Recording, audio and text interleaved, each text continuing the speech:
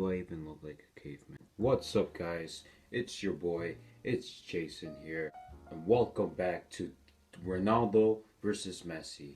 Top 10 things that you missed. You won't believe number 7. Bruh. Bruh.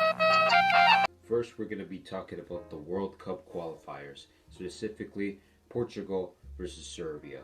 Anyways, story time, Jason. Let's go. Diego Jota, he scored 2 goals, but then when all hope seemed lost, Serbia came back. Came back in the 46th and the 60th minute, and then in the 2nd minute of stoppage time, Ronaldo, he scored a beautiful goal. It did look like it got hit by the Serbian goalkeeper Marko Dando, but I don't know how to say his name. I don't know how to say his name. I'm sorry for my Serbian viewers who are looking at this. I'm trying, okay? Please don't make fun of me. But when it looked like Portugal's fame was shining, it went crashing down. It got very messy. And the goal was ruled offside and got disallowed. Then Ronaldo, he looked very upset, and he got a yellow card for it. Yeah, I mean, if you're literally like yelling and throwing your armband, there's bound to get a card open. Now this game ended in 2-2. It was a draw. Now I think in my opinion, Bruh. I think that this was just pretty foolish, both in the refereeing and FIFA. I'm gonna talk about FIFA because I just don't get how VAR is allowed for just in the World Cup, but when it's the qualifier, it's just gone for some reason. Like even UEFA qualifiers, it's just gone. There's no VAR. Like it just doesn't make sense. So I don't know why FIFA was just like didn't allow any VAR, because this mess is probably an example why VAR should be added. So FIFA, if you're looking at this, which is probably not, just add VAR. Idiot. It kind of does suck for Portugal because those 3 points, it probably could have been useful because this is a World Cup qualifier. It's like 10 games and we're in the 2nd game. So these are really crucial games, and these points that are gone now. Also, ESPN FC was saying that Ronaldo was being disrespectful to Portugal because he threw his armband, which I really don't see it. According to the Portuguese head coach, the referee did apologize, but I mean, then again, it's just terrible refereeing, and I don't think apology is going to work, but I just don't know anymore. Apology. Well, next we head over to Northern Ireland. I think it was like Belfast, something like that. But anyways, we head over to Northern Ireland. We're talking about Northern Ireland versus the United States men's national team. Now, in the 30th minute, Reina, he scored a goal, but it did hit a deflection, so technically it's not his goal. It's a deflection, so it's the goalkeeper's. Who cares? Reina just scored. 30th minute. Then in the 57th minute, Christian Pulisic, he fell, which, I mean, it was a flop, guys. Just look at him. He's not a man. He's just still a kid. He just fell. He just wanted a penalty.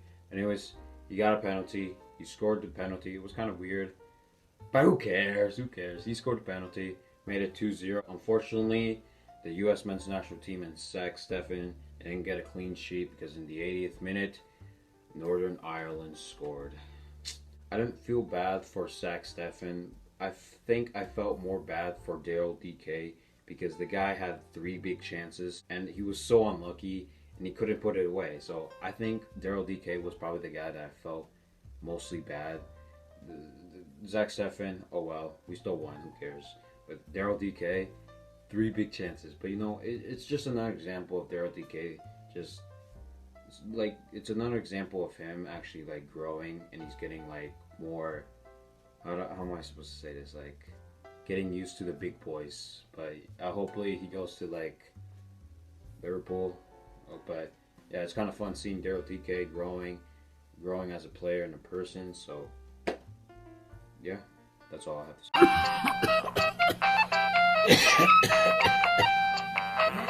And now when things get good, the bad things start getting here. Now, we head over to the other pond, the other side of the pond, into Mexico, where we talk about the United States U21s. This one was a shocker. Well, kinda, to be honest. I'll explain later. Where do I even begin?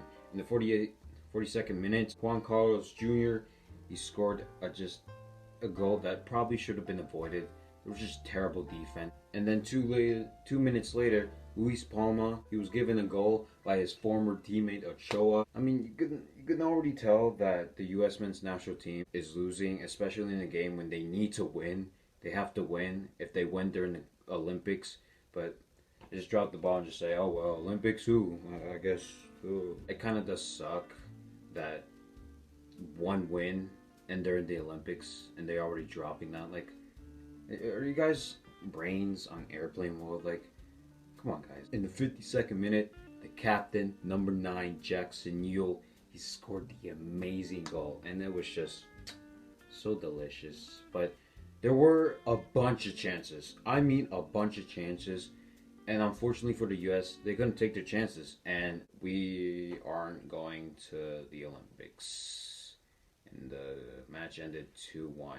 Now, I just want to congratulate Honduras because this was the team. It looked like they wanted to win this game. They had full confidence. They really they went in this game full force, pressing forward, throwing things at the U.S.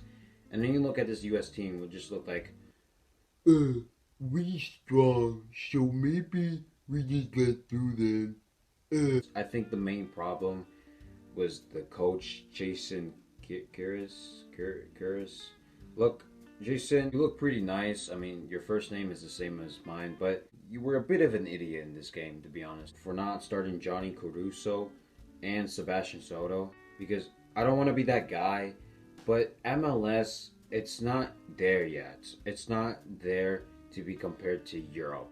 And I know it sucks, and you have to accept it, but Liga MX, it's better than MLS as of right now, especially when you look at the CONCACAF Champions League. No MLS team has won it. I mean, for God's sakes, and no MLS team has won it in Mexico. Like, they haven't won a match in Mexico. Like, that's how sad it is. Like we're not there yet. So I don't know why we still have just MLS players. I think, in my opinion, they probably should have taken some of the players that were in the international friendlies that were under 21 and should have put it in this Olympic game, because really, what are you gonna win out of this international friendlies? Because really, like, you're not gonna win $100,000 of Monopoly money. No, you're gonna win nothing. So I think what they should have done is that they actually should have gotten some of the players from that side and actually put them right here. And yes, I know when the friendlies game, we would probably have to put MLS. Oh my God. I kind of blame it on the board and just the terrible coaching, because, I mean, if your team's run by a coach that used to run an Inter Miami USL team, I mean, you should probably pack up your bags and leave. It's a USL team by a trash team, Inter Miami. Who even likes Inter Miami? But, it's fine. You can do it next year in 2022 in Beijing. It's fine. Yes, I know it's in Paris in 2024. Just deal with the joke, okay? Yeah, just shut up. Now, the last thing I want to talk about is Canada versus Mexico. I do apologize if I was talking for a while in the last segment, but who cares? We're already here. I just want to make it quick and just congratulate Mexico and Honduras for making it. But there was one side of me which kind of wanted Canada to be in it, because, to be honest, I kind of wanted to see Alphonso Davies and Jonathan David and James it's Buchanan, just Buchanan. I don't even know his first name. Thomas Buchanan? James. Can't be James Buchanan. That's like 40th presidents of UK. I kind of wanted to see Buchanan, Davies, and David be playing in the Olympics, because, not gonna lie, when I see those three and playing in their respective leagues, they're fun to watch. So I kind of wanted them to go to Tokyo this summer, but they had to go against Mexico. So yeah, why couldn't just Mexico lose and then it could have been USA Canada? Come on, Mexico, really? No me gusta eso. Anyways, Mexico wins 2-0. The U.S. just disappointed, to be honest. Like, I'm pretty sure people are a lot more disappointed in this one than the other ones, because 3 times, I mean, at that point I just literally just fold my team. Just get out.